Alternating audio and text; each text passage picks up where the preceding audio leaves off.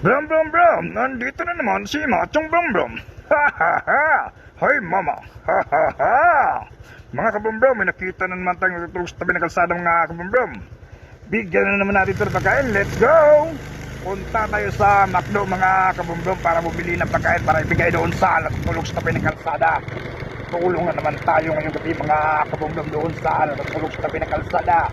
Nabigay na naman tayo ng pagkain at saka pera.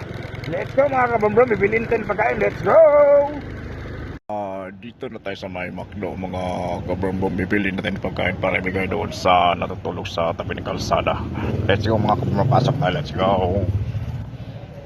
Dito na tayo mga kabumbrum, bili natin ng pagkain, let's go! Ito na mga kabumbrum, nakabili na tayo ng pagkain sa McDo at may 600 pesos na pera. Ibigay na natin to kay tatay na natutulog sa tabi ng kalsada, let's go! Let's go mga kabumbrum, itin natin itong pagkain doon sa natutulog sa tabi ng kalsada. Tulong na naman tayo ngayong gabi mga kabumbrum doon sa natutulog sa tabi ng kalsada. Kabigay na naman tayo ng pagkain at pera mga kabumbrum. At least man lang sa ganitong paraan nakatulong tayo. Let's go mga kabumbrum, itin natin itong pagkain, let's go! Nandun sa tayo mga kabumbrum, lupitan natin para ibigay itong pagkain at saka 600 pesos na pera. Let's go! Kita natin mga kabumbrum. Ito siya mga kabumbrum.